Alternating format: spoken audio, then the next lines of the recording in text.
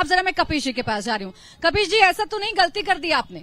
ऐसे पार्टनर्स के भरोसे उत्तर प्रदेश या पूरे देश में जीतने की कोशिश आप लोग कर रहे हैं जिन्हें अपने आप पर कॉन्फिडेंस नहीं है और अपनी ही सीट को छोड़कर निकल रहे हैं। देखिए, दरअसल सच पूछिए तो कॉन्फिडेंस तो मोदी जी को नहीं है और एनडीए को नहीं है।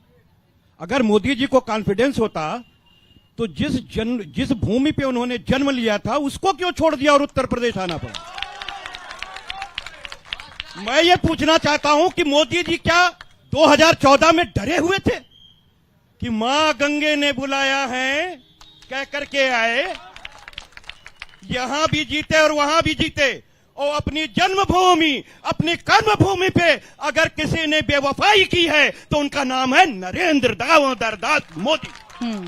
लेकिन ये बेवफाई गुजरात के लोगों को नजर नहीं आती, शायद आप ही को नजर आती है। गुजरात में कितनी सीटें जीती हैं कांग्रेस और आपने, बता दीजिए। मैं तो ये कहता हूं कि अगर घर वाले माफ कर दें तो इसका मतलब ये नहीं है कि बेटे ने बड़ा अच्छा काम किया है। अब ये तय तो घर वाले करेंगे ना, सौगंध लेकर आए थे, घर वाले करेंगे। गंगा मां की सौगंध लेकर आए थे। कपिश जी, ये तय तो घर वालों को करना है। मैं मंत्रालय बना रहा हूं, मंत्रालय साफ हो गया और गंगा जी वैसे ही पड़ी हुई है। देखिए गंगा पुत्र का काम, एक भागीरथी थे, दूसरे नरेंद्र दामोदर दास मोदी।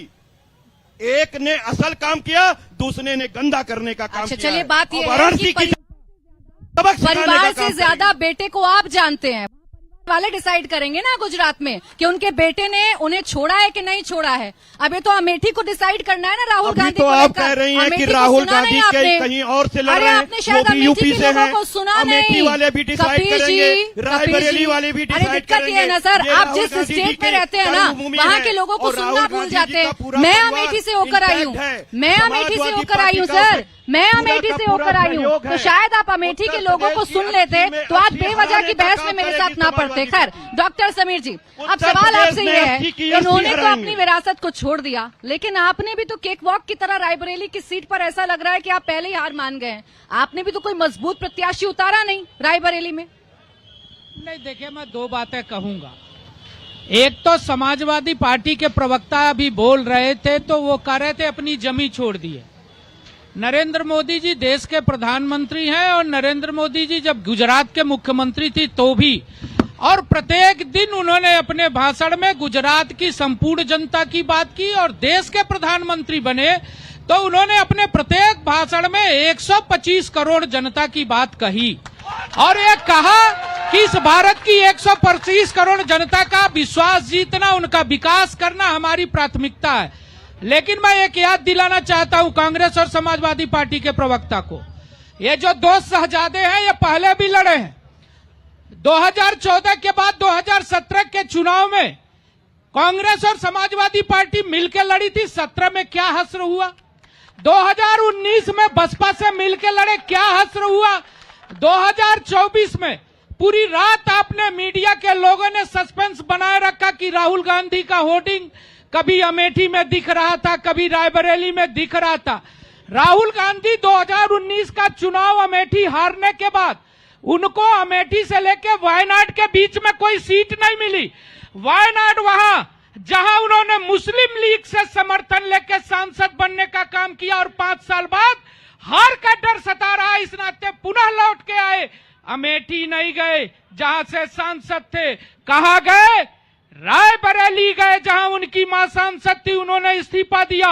कैंडिडेट घोषित नहीं हुआ, पूरी रात सस्पेंस रहा, इस नाते कि डर लग रहा था कांग्रेस पार्टी के शहजादे को कि फिर हार जाएंगे। और आपको विश्वास दिलाना चाहते हैं कि उत्तर प्रदेश की जनता शहजादे को अमेठी और रायबरेली भी हराएगी और वायनाड भी वायनाड की जनता हराएगी। तो मुकाबला ऐसा नजर आ रहा है ना, आपने उन्हीं कैंडिडेट को मैदान में उतारा जो कैंडिडेट 2019 में सोनिया गांधी के सामने हार का सामना कर चुके हैं। तो ऐसा क्यों लग रहा है कि ऐसा है आपने रायबरेली की जमीन छोड़ दी है कि चलिए जीत जाइए? रायबरेली की जमीन के हैं, दिनेश सिंह जी वहां एमएलसी रहे हैं, आज मंत्री हैं उत्तर प्रदेश की सरकार के, वही वहां के रहने वाले हैं।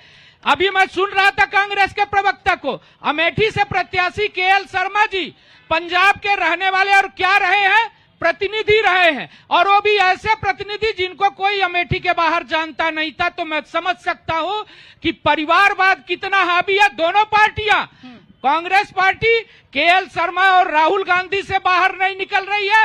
अखिलेश यादव अपनी पत्नी, भतीजे, भाई से बाहर निकल नहीं रहे। मैं पूछना चाहता हूं समाजवादी पार्टी से कि समाजवादी पार्टी उत्तर प्रदेश की 80 सीटों में एक सीट पर परिवार को छोड़ के किसी यादव को लड़ा रही हो तो बतावे कि 5 यादव के बाद छठा यादव को लड़ा।